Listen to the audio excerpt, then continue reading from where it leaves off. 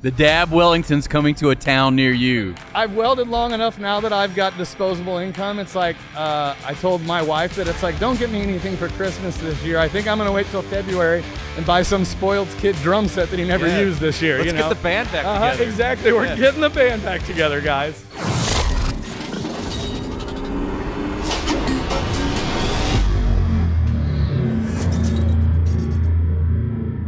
Today's episode is brought to you by the FMA Annual Meeting. The industry's largest networking event heads to Las Vegas February 28th through March 2nd. It's your opportunity to connect with executives and leaders in metal fabrication, steel production and distribution, service centers, and so much more. Hear from experts on trending industry topics and the insights you need to drive decisions. And remember, what happens in Vegas takes your business further. Register today for the 2023 FMA Annual Meeting at fmamfg.org. What was that again? That's fmamfg.org.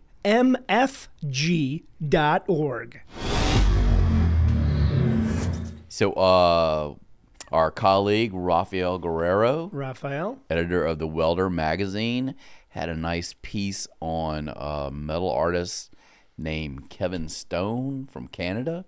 Beauty. And it's really cool in the sense I love large metal sculptures, particularly when it comes to either animals, not cocaine bear, but maybe armadillos, large fish.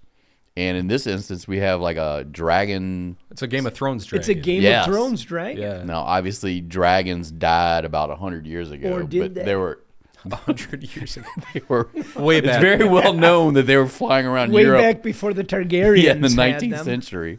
Although it doesn't get a lot of coverage in the history books. They were attacked by the cocaine bear. Yes. Well, they were used in the late 1800s for Dragon Dash. Right. They were delivery vehicles. I was watching this documentary with Matthew McConaughey, who was very responsible. His ancestors were responsible for help ridding them from England. England. Wow. Yes. I think the name of the documentary is Reign of Fire. I highly recommend it. Oh.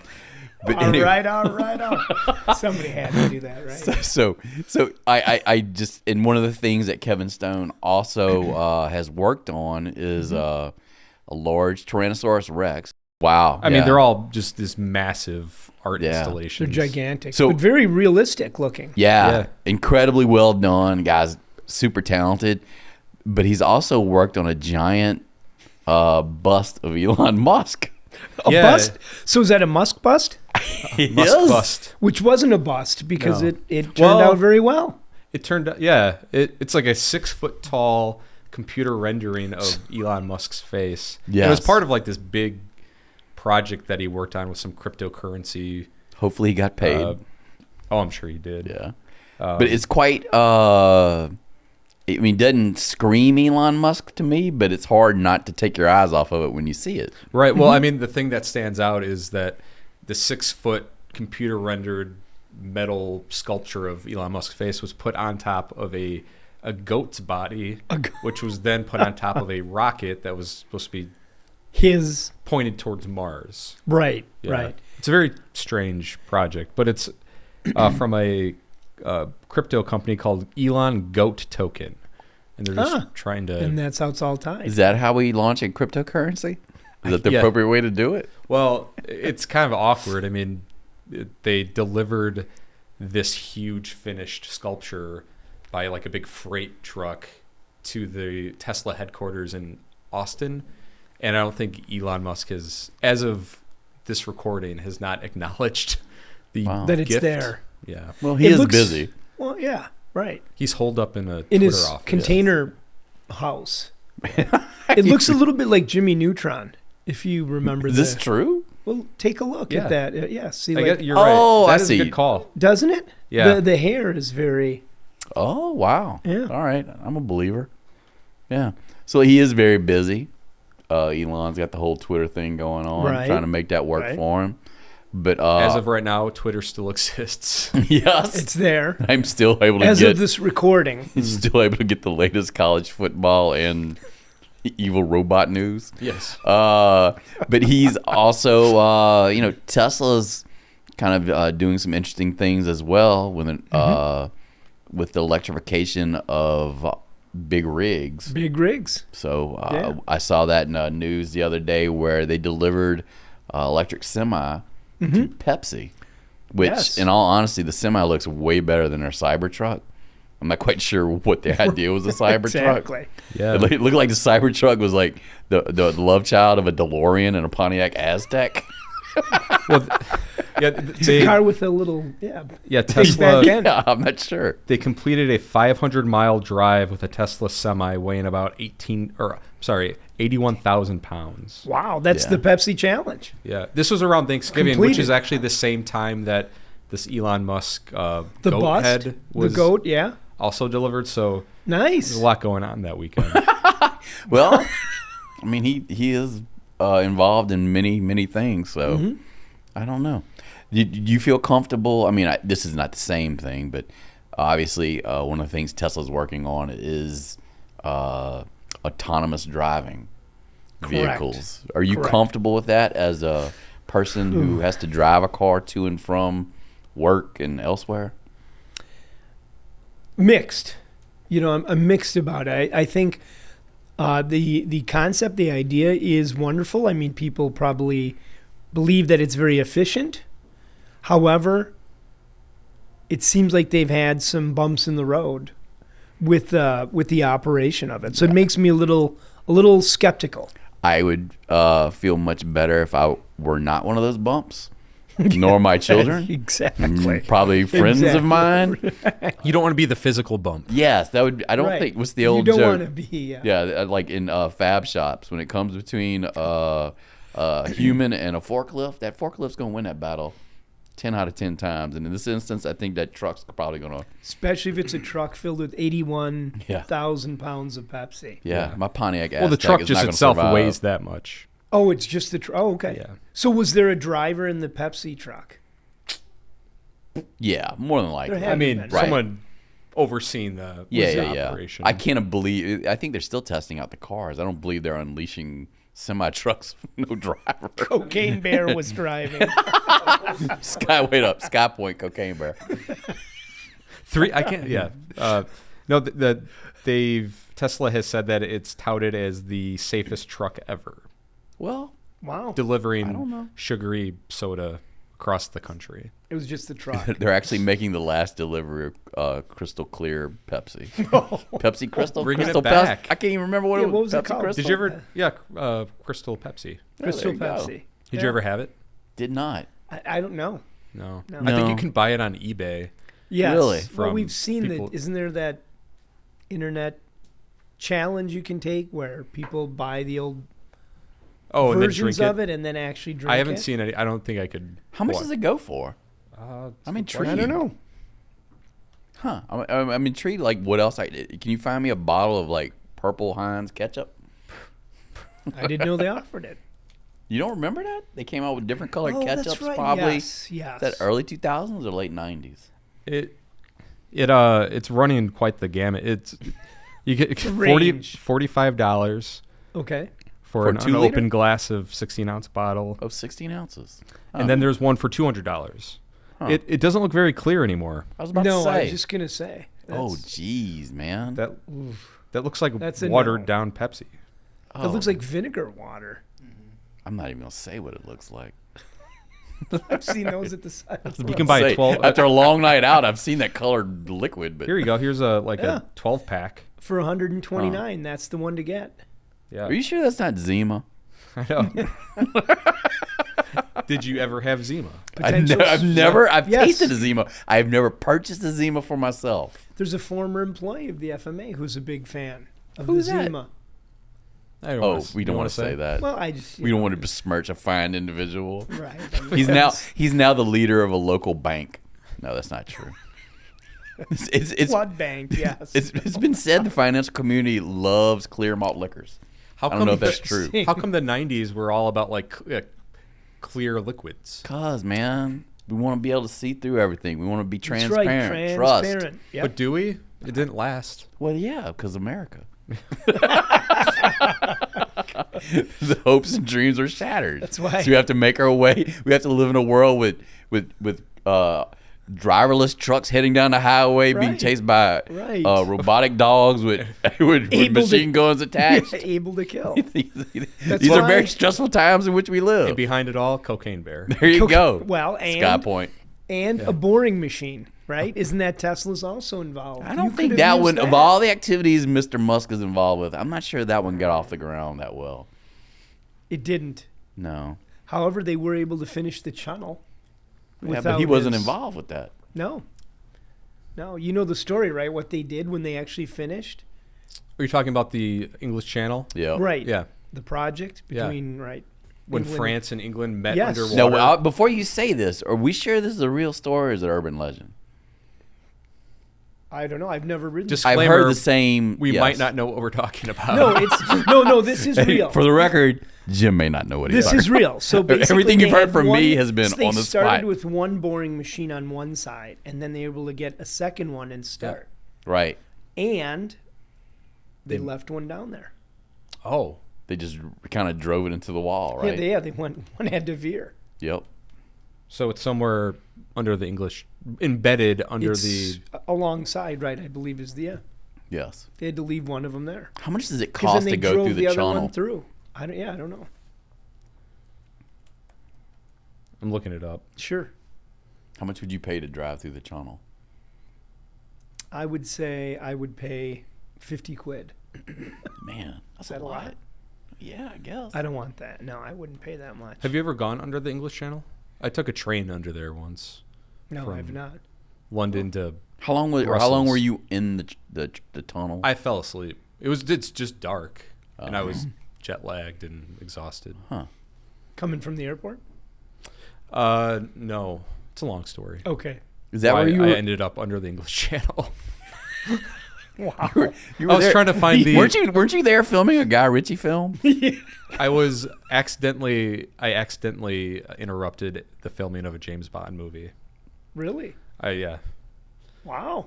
Which one was? I can't remember which one it was, but they were filming a scene on the Westminster Bridge, and I was not paying attention. I just walked across the bridge to take a picture of Big Ben, and I've actually got the picture of like a security guard like waving their arms in front of the camera.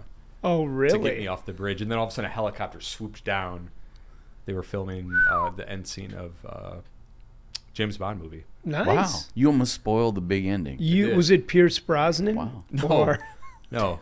It's who's the current Bond? Huh? Daniel Craig? Yes. Oh. Yeah. If I knew what was happening, I could have like tried to jump on Right. and grab the end of Didn't the movie? movie? Didn't the music give it away? Dun dun. They did not have a band playing the They James don't Bond right music there? on the bridge. They're blaring it out? You That's sure not about how that? audio works, You would have right, known not to go. Yeah, really? Wow, we learned something today. Yeah. So you were under the channel. Yes. Nice. Nice. Just sleeping though. I did not enjoy the. I was a little bit nervous, so I took something to. Yeah. Really? Wow. Huh. I was Perhaps nervous. Perhaps I a trust robot the dog system. would have calmed you. Trust the system. Yeah. Exactly. In recap, if you have Crystal Pepsi, let us know. God bless Elon Musk. Elon, could you just open the front gate and go take a look? Yes. We'd Right? like for you to take a look at your sculpture. Let us know what you think. Yeah. Kevin Stone, good work. Yeah. Raphael, good work. Yeah. And in the meantime, let's enjoy this episode, this conversation with Dabs Wellington. Yeah. At FabTech, you can hear all the FabTech machinery in the background too. Yeah, if you miss Right. it, be sure and keep your ears peeled. Listen for what you might have missed. Yeah. The Fabricator podcast is presented by Nuts Bolts and Thingamajigs as the foundation of the Fabricators and Manufacturers Association NBT is helping the next generation discover their future in manufacturing. you Can help invest in tomorrow's workforce by visiting nutsandboltsfoundation.org. period. Hello everyone, Dan Davis, Fabricator Magazine here, joining you and joining me today is Sean Floatman, aka Dabs Wellington of Instagram fame. That is the name, Dabs. Sean, you can call me just about anything. Before we even jump into it further, I'm going to ask where that came from, because actually I'm kind of jealous. Well, Mr. Tig back in the day used to always say, I'm just going to put a little dab in here. So my first handle on Instagram, I think, was 311 Dabwell or something like that. And I never had the intention of this page turning into anything other than just a stockpile of photos. I got on Instagram like everybody else to see what other incredible fabricators were up to. Yeah. And like anything else, you do something long enough and are passionate about it, it turns into something pretty incredible. So it's, just like my work, my name has slowly evolved over time, and Dabs Wellington is just something that, with the dab at the front, the Wellington just kind of made it seem a little fancier. It made me seem a lot more highbrow than I actually am. Right. I do agree with that. I think I almost wish you had an English accent. Well, and maybe a little bit after my grandma was that. an English war bride, so Beef Wellington there is kind of a tie in there and stuff. So I mean and that's why my first name Sean S-E-A-N is an English spelling, and Floatman, the last name, is German. So everything is kind of tied together with the name, as long as you dig a little bit to see where the genesis of everything is. So did you consider Dabs Weldington? And see, that's what other people has asked. Well, it should be Dabs Weldington. Yeah. Well, in St. Louis, or the redneck area outside of St. Louis where I'm from, a lot of guys are, I'm a welder, so that's, and marketing, as many times as something can key into multiple demographics, the better. So with it being kind of, I wonder what it really stands for, a lot of people can say, oh, I'm sure it stands for this, that's why I like him. So a little mystery is a good thing. Yeah. So how many followers do you have on Instagram? I don't know, 50 or 60 or something like that. And how long have you been at that? 6 or 7 years now. I was hacked once along the way. Oh. It's bound to happen. If you build something that other people want, jerks are going to try to take it from you. So let them. Right. Let them. It is an opportunity to start over and right the wrongs that I did with the first page. Yeah. The only thing I miss, honestly, is the fact that people can no longer go through my feed and scroll back far enough to where they see that the point in my welding career where I was terrible. Right. I was terrible at welding. I was cringe-worthy at filming and speaking on camera, but I was brave enough to be terrible at things for public to scrutinize me until I got better at it. Right. I will say, having looked at your Instagram page, you do some really, really neat work in terms of color, and you love TIG welding. I mean, I think that's kind of obvious. Nothing is easier to manage and control than clean material. Right. And if cleanliness is godliness, there's nothing closer to the pinnacle than number 8 mirror finished stainless steel. Yeah. Then it's arc length, gas, and travel speed are the only things standing in your way, so it's just me and the puddle. How did you get started with welding? Did you ever think you'd be a welder? No, I was going to college for business management. Wow. I hated it. Luckily, I took a public speaking class, and I made it through the first semester. So the public speaking is coming very handy. Right. And now with traveling and presenting in front of high schoolers. But I started in a polishing department at Washington Metal Fabricators and happened to stroll by Jay March, a TIG welder. And he's the first guy that ever showed me a blue little TIG weld, and I was like, that's possible? Yeah. And from that point on, it was like, I'm going to do whatever it takes to learn how to weld. So initially, I started when the real welders would call in sick or hungover. Yeah. I'd get to jump in their spot for the day, and eventually a guy got injured. I took his TIG spot for 6 months, and when he came back, said either I'm a welder here or I will find somewhere that will hire me full-time, and my career started from there. Wow. And did you have to go someplace else? I've got apparently a 10-year fuse. I worked at Washington Metal for 10 years. I worked at Stork for 10 years, and now I've been at American Welding Academy for 2. Okay. So I like to work anywhere. I've learned everywhere I've been at on the job. So I like to surround myself with people more talented than I am and soak up all of their knowledge like a sponge. And apparently after 10 years, I'm fully saturated and ready to move on to the next place. There's a certain saying, like in college football, like having grown up in the South, it's hard to avoid that subject. But like coaches were out there welcome, win or lose. By about 10 years, there's a belief maybe just turnover is good. I think there's something to that. I don't want to be the best where I'm at because there is added pressure by being second best. And that is really what I enjoyed about getting on Instagram and networking with all these other great welders.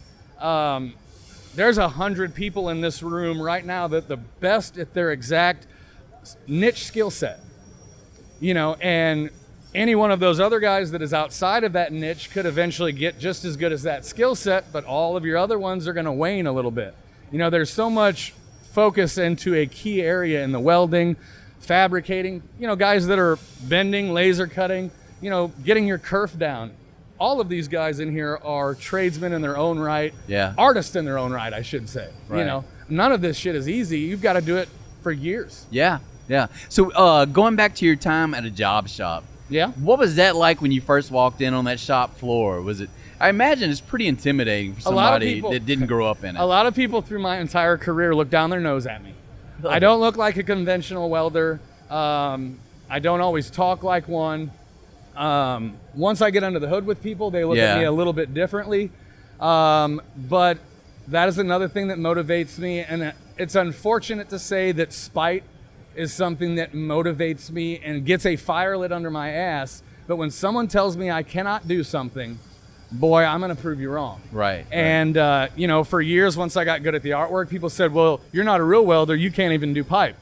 So when I had the opportunity to come to the school now and work with Adam, I worked at Washington Metal Fabricators, my very first job ever. So getting to work back with him 20 years later when we're both masters at our craft, it's really neat. And who's Adam again? Adam is our director of training at the school. So, all of this stuff comes full circle. Yeah. It's pretty neat. Yeah. So do you value those early years at the job shop? A job shop, as long as you approach it correctly, in a school setting, repetition is how people get retention. I got you. That is exactly how I learned in the beginning, because when I was doing something, to be profitable at something, the easiest way to do so is do a lot of it. So in a fab shop, you sit down, you do 400 of the same thing. Right. The first 100, you get them pretty slick looking. Right. The second 200, you get so bored, you're like, I don't think I can do this. The magic is where it happens in those last 200. Right. Because you start to barely tweak things out of that mundane boredom, and you find a magic spot. So 10 years in a fab shop, however many days you want to jump out a window, you do really get to the depth of a point where you're really polishing the fine detail of a process. Yeah. We had spoken briefly about wages. And, one of the things I think becomes an obstacle for people looking at welding is they initially see their first step as almost being like what's to come. And I don't necessarily think that's the case. And I think you had decent advice to kind of look at welding, like a welding career, in a different way. My first step in my situation was about my only course of action. I did not know that I was interested in welding, so it wasn't a career path that I'd ever even considered. So I never got into the trade and ever made any real money until the latter part of my career. Right. But I also didn't have much knowledge of the career path or opportunity available. Right. But anybody anywhere in industry, even currently, could switch and double their income. I have found at this point in my life, if you're going to weld for a career, that certifications will definitely help in the beginning, because they're going to open you up to jobs nationwide. Coming from Missouri, where I'm at, a certified pipe welding job will pay $32 an hour. Upstate New York, it'll be $52. So if you're a young kid and don't mind traveling around, go to where the money is, and then bring that back home to where your dollar buys even more. Yeah. And if you do that for 3 to 5 years in the beginning of your career and save most of it, right? Especially these traveling gigs, you're working 610s, 712s. You don't have time to spend any of the money. So a lot of our kids graduate, travel for a couple years, and then come home as 22, 23-year-olds with 6 figures in their bank account, to where they can buy a house, settle down, start a family, and then the ultimate goal is to be able to do what you're passionate about. I did not have that luxury to have a savings, so I'm mixing. I've always got 2 jobs. Most people thought that I just did the artwork and that's how I sustain. I worked a 50 to 60 hour fabrication job and weld on evenings and weekends for the first 5 or 6 years I was on Instagram. The reason I don't post as much now is because I travel so much more. I can't weld in a hotel room at night. I've been double dipping this entire time. And that's a result of not getting the education up front. I've had to hustle like a young man my entire adult life If these kids know what they want to do, get all their eggs in the right basket, I mean, they can at 18 to 19 potentially be earning six figures a year, doing what I did for peanuts. Right. They also, to me, welders are often your entrepreneurs that end up running their own shops. Well, they start off with doing some stuff on the side maybe, and before you know it, either they've gotten their own customers or maybe it's overflow for somewhere else. And jumping from shop to shop, you learn a lot of the interworkings. So I may not have a depth of knowledge of the scientific background behind welding, but I can run any welding machine that has ever been sat in front of me at a welding shop. Like a plasma, lasers, things like that. Just from running them when we didn't have welding work, I can program and run all those. So there is definite value from learning on the job. But if you're looking at entering the industry and being the most valuable, the most immediate, and educate, where you can devote 8 hours to learning versus 7 hours of work, and I learned something new for an hour today. Right. You can cram a lot more into a shorter period if you know you're going to invest the rest of your life in this industry. Yeah. So today you work for the American Welding Academy American as Welding outreach coordinator. Is that? Yes. I do not have, like I said, the technical background to lead a full class. Our instructors have all gone to post-secondary weld school. They've all been traveling pipe welders. My role is to spark curiosity in the trades, and I go into high schools, and basically what I do is sit down and give one-on-one demonstrations with high school age students. I give each student about 5 minutes of my time. Wow. And they either get to do like a lap of T, a groove plate or something like that, something that they've never got to do at the high school level, just to show them what is available if they continue this, past their senior year. Yeah. Do you see real traction out there with younger people taking a possible career path into manufacturing seriously? The closer I am to corn and soybean fields, absolutely. Oh, wow. Farm kids are still incredibly passionate in the trades, and that falls directly on the people that are around them while they're being raised. It's no secret that most farm hands at least have got an old Ideal Arc or something like that, to where they can fix farm equipment. So a lot of these kids are not foreign to the idea of you can sustain a lifestyle with welding, but a lot of times they've just got the farm background. They don't see, most kids have no idea at 18 you could earn $52 an hour as a pipe welder. Or even building intake manifolds or headers at a high-performance car shop for close to the same. No one ever, and I'm not going to bag on any welding schools that travel now, but when I was in high school, everyone wanted you to go to a 2 or 4 year college, and the welding schools that did come by, if they did anything, it was a quick stick weld, and most times it was just the same things that a college did. A pamphlet of information, and they tell you, here's what we do. I'm a visual learner. I need to see it to know that I'm into it, and welding is something that is so conducive to visual learners like myself. We're not for everybody. If you are a brilliant student in the classroom, welding is probably not going to be something that you'll ever need. Right. But welding for someone like me with ADHD or hyperactivity, whatever you want to call it, it is a skill set that not only worked for me, but it keys into my skill set. Put a hood on me, it's like blinders on a horse. I can focus on what I need to do. And then there is a lot of students out there with the same skill set that would benefit from it if they were exposed to it earlier on. Did you have that exposure in high school? No, my dad was a logistics and worked for a trucking company his entire life. The only experience I had with welding would have been cutting apart and building like a dually bicycle, just stick welding some forks together, something that barely held.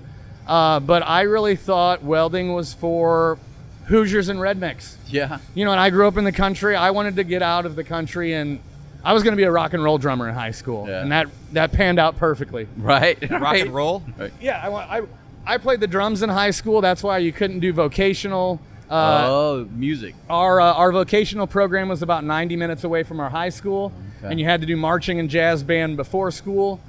So since I wrestled and played bands, you couldn't do sports and vocational. So I put everything in the wrong. I made a left turn all through life when at every junction I should have made it right. So what did you want to do with music? I wanted to play drums and be a rock and roller. Yeah. Were you in a band? A little bit in high school. We made just enough money to pay for our expenses and damaged equipment. Yeah. What was the sound? What did you guys... Like punk ska stuff. Oh, ska. Sky, you had horns in the band? Well, I was in marching and jazz band, so it was just all my buddies that we hung out with, of course. And the band's name? Let's see. It was like the Anti-Hoosier Daddies, Damn Fino. You know, we were. It would have been stuff like Real Big Fish, Rancid. Popular stuff in the late '90s at the time. Right. The Dab Wellington's coming to a town near you. But I've welded long enough now that I've got disposable income. It's like I told my wife that it's like, don't get me anything for Christmas this year. I think I'm going to wait till February and buy some spoiled kid drum set that he never used this year. Let's get the band back together. Exactly. We're getting the band back together, guys. How hard was it finding people to play in the horn section, though? Well, they were all buddies of mine from high school band still. Yeah. So Right. That's the place to find them when you're actually in class with them. Exactly. Yeah.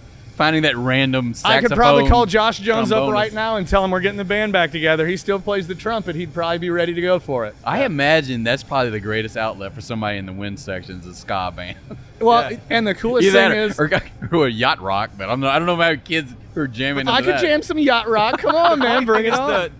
The horn section in a ska band, they're like the hype guys, too, because they're always dancing in the background. Oh, the trombone guy. Yeah. Absolutely. Yep. That's It's not like, or the Mighty Mighty Bosstones, where they just have the guy who just dances on stage. Yeah, the boss tone himself. Yeah. Absolutely. Right. We should That's have awesome. that for the podcast, just a guy dancing in the background. Right. That would a hype man. Is that what we need? Yeah. I thought that's what I was here for. Yeah. Yeah. I'm at That's full right. stoke all the time. Just got dabs. Maybe we'll just do some video of it and just play it beforehand. And That'll be perfect. We'll get extra use out of it. So, how would you describe your career transition into more of a non-production setting, non-manufacturing setting? Luckily, I had a lot of practice. Well, I mean, honestly, I don't think I would have ever gotten the position at American Welding Academy without the transition I made into social media beforehand as well. Wow. Okay, that's interesting. Because when I took I'll call it a sales position because that's technically, I'm recruiting students. Okay. Before I was doing that, I had practice talking with people and getting better on camera and things. And then when COVID came up, it was difficult for anyone to get in, travel. My job is really getting into schools and talking with people's kids. Yeah. So that was a huge no-no with COVID. So luckily, the digital footprint that I've been building for the last 5 or 6 years allowed me to get in front of the target demographic of people that I was ultimately aiming towards. So I had that kind of trick.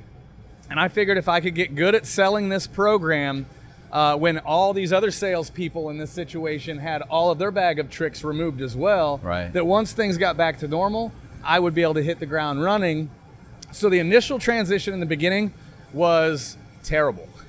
It was almost impossible to get anything booked, but it makes me appreciate how easy things are going this year in comparison to where now it's like I'm putting out fires and not even positive that I've got enough hands to do so. To where we've got another guy traveling with me now. It really it gave me enough time to dissect my job and get good at it to where at least now we know that we are lockstep every point of the way doing things the way we need to be. Unmanageable quick growth can be a very dangerous thing. So at least it allowed us to really manage things, and it gave me the time I needed to go from a dumb welder to a well-organized salesman that is presenting a program as good as ours on the level that it needs to be. I don't want to be the one thing that stands in the way of what Adam, Rob, Harrison, Alec, and all the guys have put together out there. Yeah. So to me, it seems like another natural extension of that career path. Well, where, doing this, doing estimating, doing sales for people, the power source companies, being a service tech, maybe for some of the other machine tool builders. It's a wide variety of things that can happen if people choose to do it. You brought up an excellent point when you said quoting. I've legitimately seen salesmen walk out on the floor and they start making hand gestures. And I'll ask them, "What are you doing?" They go, "Oh, I'm just calculating how long I think it's going to take you to weld that." They've never taken a welding class, and it's like, who could within a minute tell you exactly how long it's going to take to weld that part. The welder. Yeah. So if you're a salesman that doesn't weld, why not ask the guy that's been doing it for 20 years? Or potentially when that guy says, I'm tired of welding, reinvest in that guy that has the depth of knowledge and boots on the ground in a place and repurpose him as something. Instead of hiring in. Right. A brand new guy that has a shiny college degree and zero experience at something. Yeah. You know? There's real value out on the shop floor for these employees if they're willing to find it, right? Especially if you've got someone that's been there longer than that 3 to 5 year mark. Yeah. You know, a 10-year employee at a place, as long as he's not just a guy that's been on Instagram on the bathroom on his phone half the time, has got a lot more knowledge than most people in that shop give them credit for. Yeah. So do you find, I call them kids, I'm almost 55. Anybody younger than me is a kid now. So that could be a 40-year-old. But one of the things I hear about younger people is they want feedback. You know, they kind of want to be coached. They want to be have an idea of where they're going. I don't know necessarily if that translates them into being short-sighted or anxious to move on and not willing to stick with something. What do you see working with these kids? Are they willing to kind of take the 3 to 5 years to learn that in a certain environment? Well, it depends on the student and it depends on the environment they're learning. Okay. You know, traditional academia, a lot of times it's going to take 4 years and then finish off, you know, master's or doctorate while working. Welding can be set out the same way. We run a certificate program. In our instance, our longest is 6 months. All we teach is the hands-on welding program. So if you're looking to eventually move into an office position, sales position, something like that, a post-secondary or vocational training format would not be for something that is going to transition into the business side of things.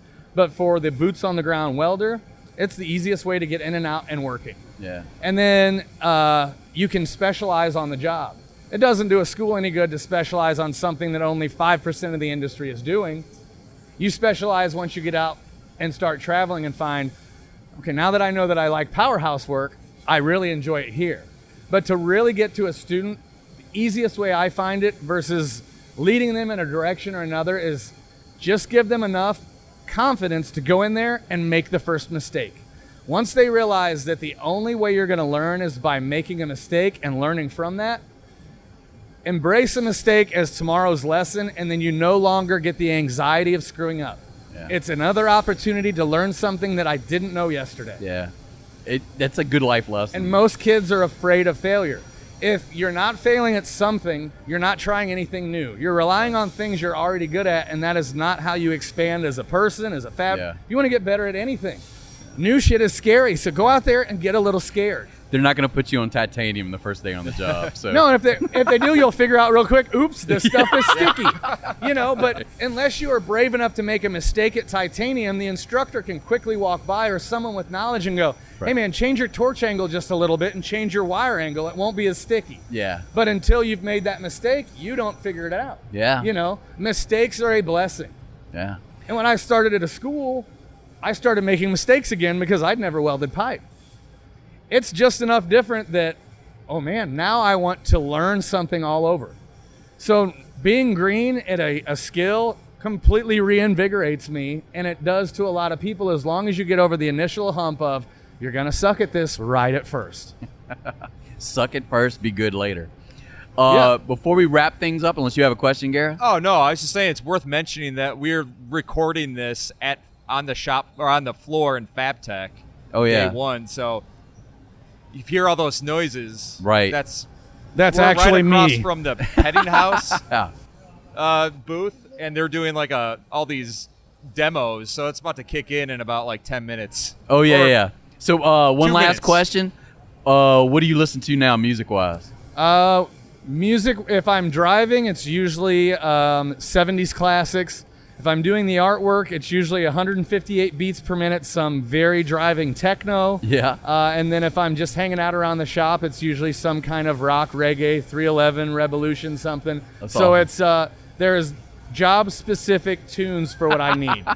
I'm old enough now that I know exactly what I need to corral myself into my specific skill set for that moment. That is something I think is underrated about working in the trades, is that you can kind of engage with tunes while you work because it just total distraction for me. I don't reach that. My mind won't let me like focus and like listen at the same time. Yeah, I do. I'm jealous of that. well, I mean, we're here at FabTech. What are you looking for around here this year? I'm definitely going to try the laser welding. There was a coupon over there that looked like one of my brushed hand, dabbed in ones. Yeah. So I want to see what all the hubbub there is about. I would love to do some micro welding.